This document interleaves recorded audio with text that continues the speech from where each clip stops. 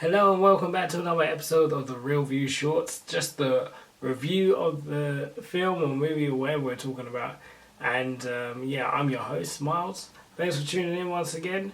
Remember to like, share, subscribe, all that good stuff. And hit that notification button for any other shows coming up.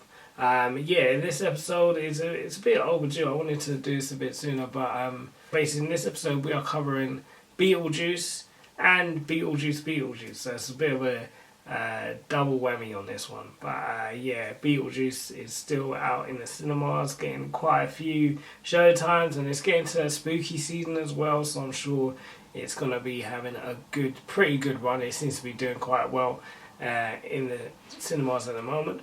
I got to see this about a week or so ago, but I'm just gonna talk through some of my thoughts and see what it's all about. But first of all, we'll start with Beetlejuice, and I don't think I've ever seen this one before, but I might have seen it. But anyway, we'll get more to it in a minute. This one obviously directed by Tim Burton, starring Geena Davis, Winona Ryder, Alec Baldwin, Catherine O'Hara, and a few others as well. But yeah, check it out. Okay, so I watched Beetlejuice in preparation to watch Beetlejuice Beetlejuice. And I didn't think I had anything to say about this movie, but thinking about it, I do. So I feel like I definitely missed the boat on this. Like, this is definitely, it's a weird one, because obviously it's Tim Burton flick, and he's into this sort of like the weird, the gothic, the strange, the macabre in some instances.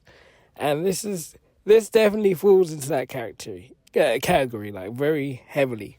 But there's also like a campness and a cartoonishness to it, where it's like, it's definitely like, I think he, like, in all fairness to him, I think he just made it. You know what I mean? He just made the film that he wanted to make. He had a story he wanted to tell, and he told it.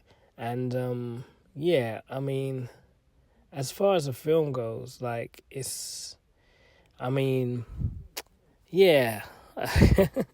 was interesting. It's an interesting film, and an interesting story, and sort of a look at, I don't know, is it a look at death, or is it like they happened? I don't know. Anyway, overall, I'd say as a movie, for me, I think with nostalgia aside, I'd probably say that's not it. Like, there's some fun bits to it and whatnot, but like, overall, I don't really think it's for me. But had I grown up with this, like I say, and had I not been scared or freaked out, this is at the very least, the sandwich spindles, that's fine.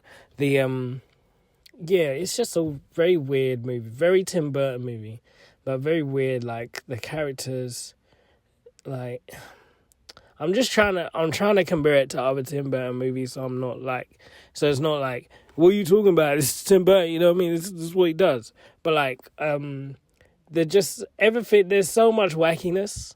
Like, from the very beginning, Alec Baldwin and Geena Davis, they're, especially Alex, the characters are just like, they look perfectly normal, and in many ways are perfectly normal, but they're just really weird and zany. They just got a real zaniness to them. I feel like it would have been nice to have a bit more backstory. You kind of get the sense that they tried for kids. They live in this huge country house, and you get the sense that they tried for kids and they couldn't have kids, so now they just do what they do. They dance and prance around. They make models of the town. They paint. They're a young married couple. They're happy and they're living life, and then I just feel like they're deaf. Like, I feel like they're deaf. It sort of went to 0 to 100 in terms of like them becoming ghosts, because like they die in this bridge, and it's basically like death by dog. Like, they swerve to miss this dog, and this dog's cartoonishly standing on this plank that apparently is that the weight of the dog on this plank is stopping the other side of the plank, which their car is on, from tipping over into this river.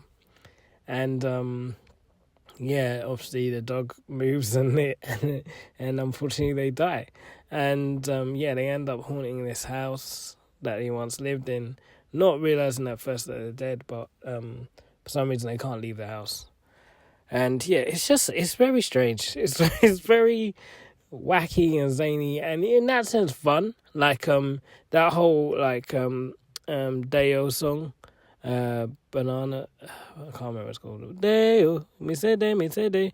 You know, that whole scene is it's strange, but it's, you know, there's a funness to it, and you can see why it's iconic, and I can understand why that song is associated with that film so much now.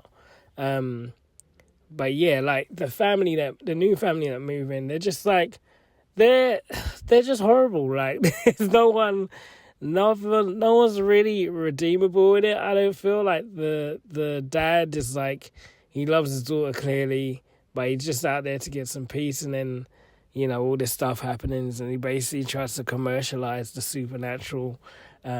His wife, the stepmom to Winona Ryder's character, is like just played by Catherine O'Hara brilliantly, by the way. It's just like obsessed with making these garish, horrible sculptures, and it's got no real discernible talent to speak of when it comes to that, at least. And you know, and just it doesn't seem to appreciate or prioritize her husband or her stepdaughter at all. You know, she's very self-obsessed, and very, very just all about her and what she's trying to gain and whatever. And then like the daughter, like, so this is teenage Winona Ryder, and she who I gotta say, you know, she plays her amazingly, but like this girl is just so weird with there's no like, and it's like whatever, like, you know, I guess in a way it might be like Tim Burton sort of, you know, speaking on the whole, you know, the outcasts of society, the weird, the discarded, you know, but, you know, these people very much got their own group now, I guess. I don't know. But anyway, she's very gothic, she's very strange, and just seems to be sort of, from the way she dresses to the way she talks, seems to be, you know, sort of like very death orientated, you know, like in the truest gothic sense, I guess. And just but there's no reason as to why, and I guess you don't need a why, maybe, but this family, like, there's just no, I don't know, I just would have liked a bit more backstory on all the characters, really. And then Gus, is his name Gus or whatever, Goosh, I don't know, but the designer guy, the fashion guy, the guy helping Catherine O'Hara, like, what's going on with this guy? Why is he even there? Like, helping her design. They basically turn the house into some kind of weird Art Deco sort of house, and very quickly, by the way. Like, I mean, the redesign progresses like just so quick. I need the number of their, like, you know, their builders and stuff, because they were not messing around. You know what I mean? But yeah, just like suddenly it goes from this kooky sort of country house to like some weird 80s, early 90s inspired Art Deco kind of looking house, but not in a good way. You know what I mean? And yeah, the whole film's just weird. It's weird. I mean, I kind of liked it, like I say, but it would definitely wouldn't be my first choice. Had I not, I mean, I feel like I've watched some of it before, but yeah, I just don't really remember it. But which makes me feel like maybe I haven't seen it, because it's, how could I forget any of this unless I blocked it out? And they freaked me out as a child. But and then Beetlejuice, Michael Keaton's Beetlejuice. I would say you feel like there's a lot of riffing going on there, a lot of ad-libbing. And he plays it well, man. He plays it well, but like wildly inappropriate. Like, if this was, I can't remember the rating of Beetlejuice. It probably was a 15 or something. But yeah, just wildly inappropriate for children. Just stuff. And think of like Deadpool. If Deadpool was like a ghoulish figure, but didn't swear as much, but still the content wasn't great for kids. Ghoulish and what's the word? Chauvinist, egotistical male, sort of like, yeah, he is just like, he's gross. And then like the story progresses in that he can't leave the underworld or the other side, the spirit realm, unless he marries someone alive, and that person for some reason has to be teenage Winona Ryder, which is just like, what?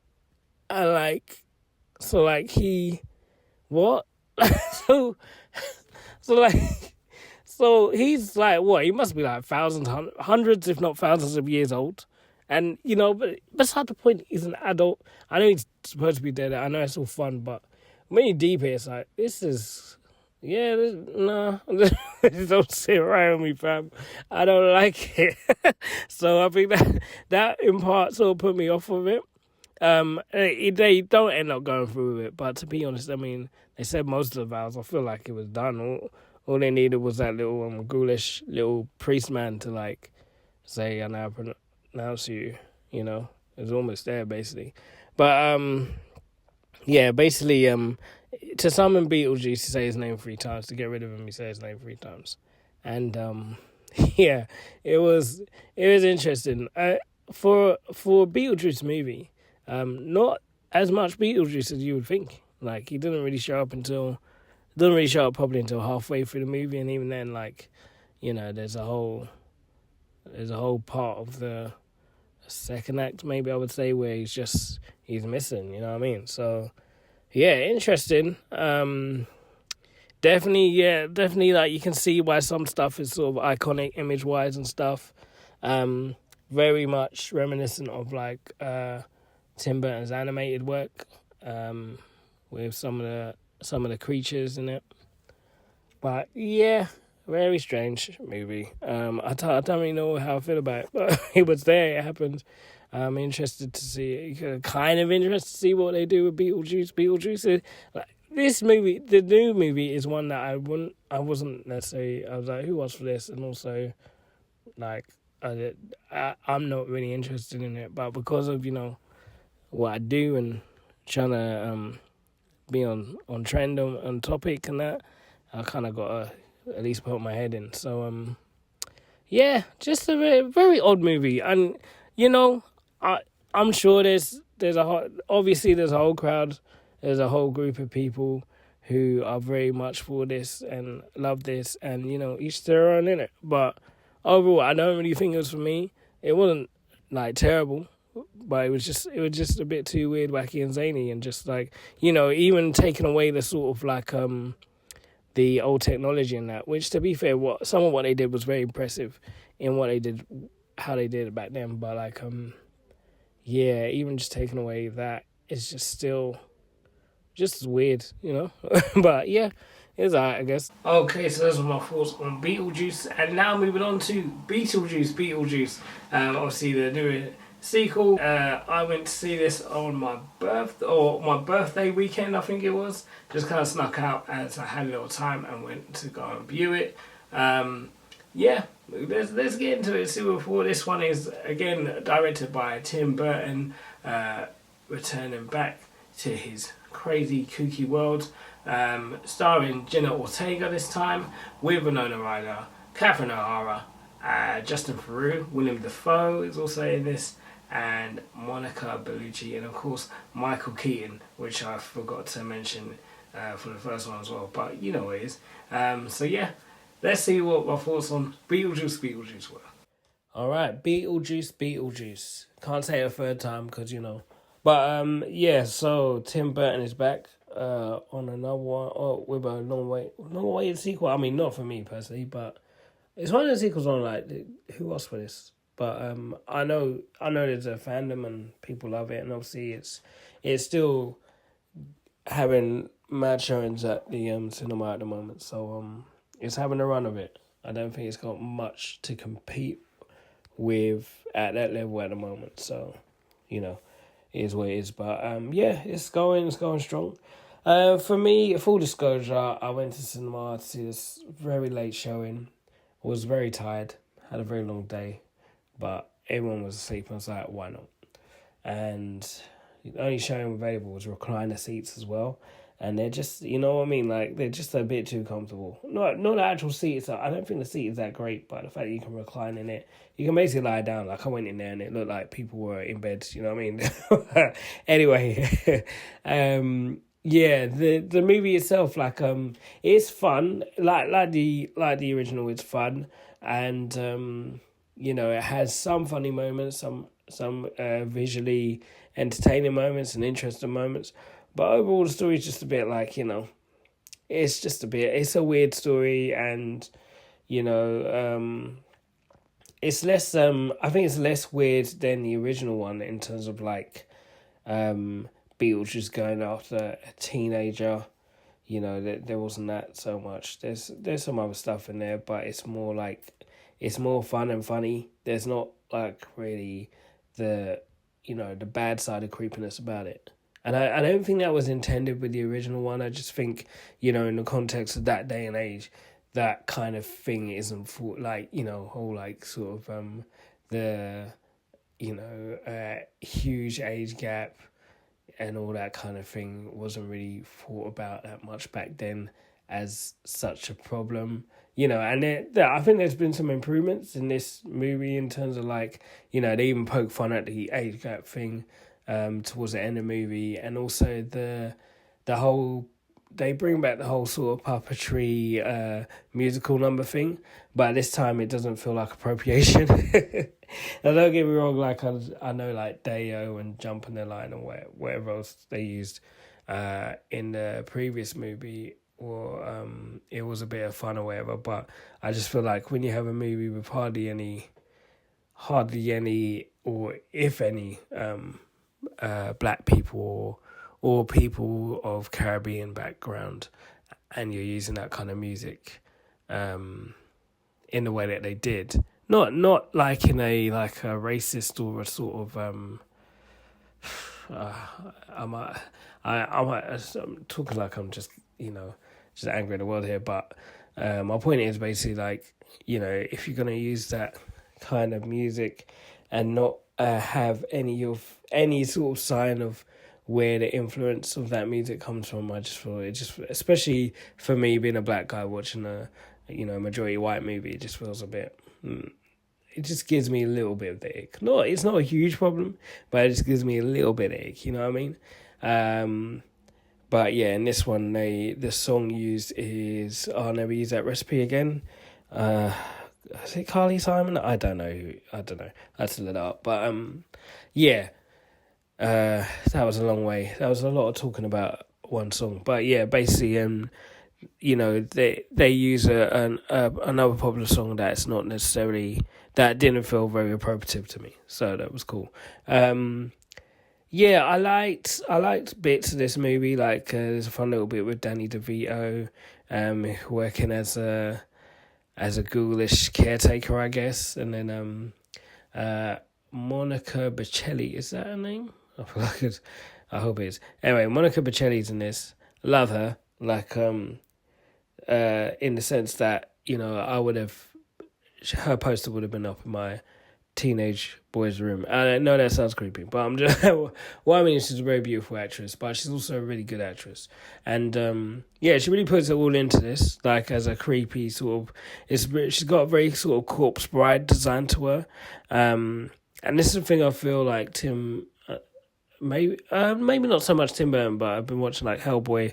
I've been watching Guillermo del Toro Hellboys recently, and what I've noticed is that when Guillermo del Toro finds a character or a design that he quite like, he quite easily replicate that or try and use that for another movie. Like in Hellboy 2, Golden Army, the two fairies end up, there's like a whole horror movie with two fairies in it. And then obviously Abe Sapien is basically the Shape of Water guy. Maybe I haven't seen because I've heard it's just fish sex, which is kind of weird. But hey, it's their own right. I mean, nah, fish sex not cool. But no king shaming, but also king shaming. Anyway, I digress. But I feel like when when directors or like creators like Tim Burton or Guillermo del Toro have an aesthetic or a style or a character they quite like, it sort of pops up again at some point in life. So I do feel like Monica Bellucci's character, I feel like I'm getting her name wrong, but anyway, I feel like her at least character design was very Corpse Bride inspired. And maybe bits of Catwoman as well, who knows, from the Tim Burton Catwoman movie. Batman movie, Batman Returns. Anyway, really long way of going about saying stuff. But yeah, this movie was alright. Like, it wasn't, I didn't find it was terrible. It was kind of, I sort of found it worth watching. I'd be interested to see it again on a rewatch, see what I feel.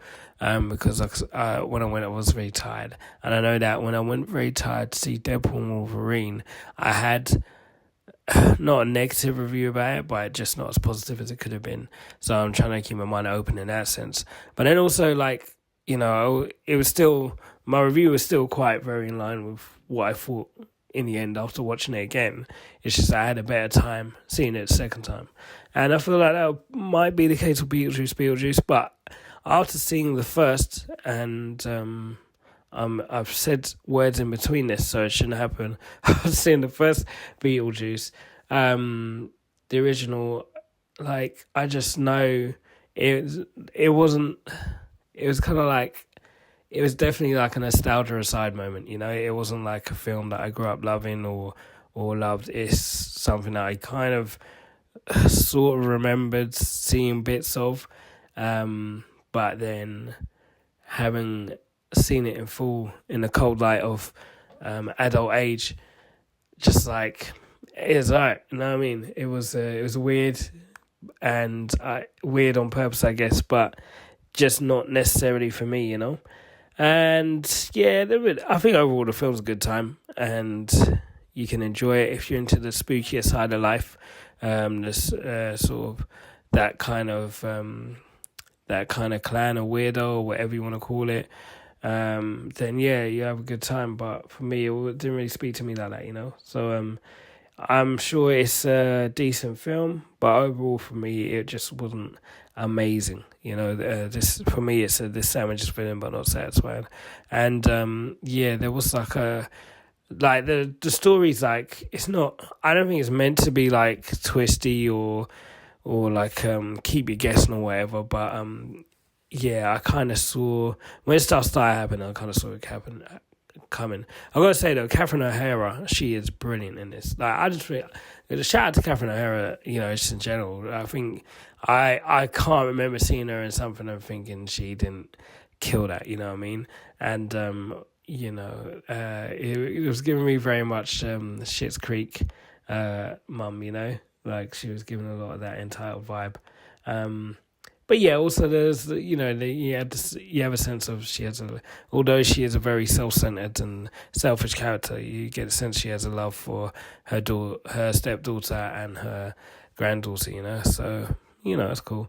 An interesting way of bringing back, can't remember the guy's name, but the guy who played the father in the first one, I don't think he's still alive, but yeah, basically in this one, and full spoilers here, by the way.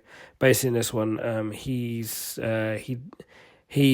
killed off very early in the movie, or was he killed off before? Yeah, he's killed off in the movie by way of this being reported by Catherine O'Hara's character, and yeah, it's like, it's a weird one. I don't know how I feel about like bringing back characters, bringing back people that aren't dead, but I feel like as long as you get it cleared by the family and the people left behind, it's all good. As long as they're brought back in a tasteful and, you know, way that kind of honors the character, but also doesn't dishonor the memory of the person that's died, if that makes any sense. So like having Ian Holmes in Alien Romulus, I actually forgot that he passed away. So I didn't even realise it was a big deal or not. But hearing that, you know, the family cleared it and we're happy with it and all that, you know, that makes it okay for me. in this one, like I said, I don't really know. But yeah, it was an interesting way of bringing him back because you don't actually. It's not one of those ones where you had to like have his face replicated or use AI to make it look like it was there because he was decapitated basically. So it was just his body, his headless body going around. In a way, it was quite funny, So Jenna Ortega's good in this as well. Really plays the role of angry teenager. Plays it like it's meant to be played. You know what I mean? I'm sure she probably got cast in this off the back of Wednesday, maybe. I know Tim Burton likes to work with a lot of the same people. But yeah, it worked. You know what I mean? She did her thing. And it's a very sort of, I guess it's a really female-led movie, really. Not all the men in it, but some of the men in it are jokes. So, nah. Yeah, I guess so. It's a mixed bag. But shout out to Stephen K. Omos in this as well. He gets a little gig as the train conductor, Soul Train man. That was a cool thing. Using a Soul Train as a way to get to different parts of the afterlife, I guess. Obviously being so long since the original, there's a lot of cast members that physically can't return because they are no longer with us. But they did it in a way where you didn't really miss anyone too tough, or they just didn't sort of touch it at all really, and it was fun, whatever. But yeah, like I say, it's not really a me movie particularly. Like I say, I would watch it again just to see how I feel after a bit of rest. But for me, I wouldn't necessarily go out my way to revisit these films. I'm just not that big a fan really, and they are what they are, and I'm sure they continue to do well. But just not really for me. So yeah, there you have it. Beetlejuice and Beetlejuice Beetlejuice. Have you seen either of the films? Do you like them? Let me know in the comments below. What were your thoughts? Did you enjoy the movie? Did you enjoy the movies? Have you seen either of them? Are you a fan of the franchise? I guess 2 movies doesn't really count as a franchise, but are you a fan of Beetlejuice as it is? Are you a fan of Tim Burton's? Do you think this was a worthy addition to his catalogue? And what did you like about it? What didn't you like about it? Let me know in the comments below. And as always, please like, share, subscribe, and hit that notification button for any new videos and content I'll be making. Thanks once again for tuning in, and I'll see you on the next one. God bless and all the rest.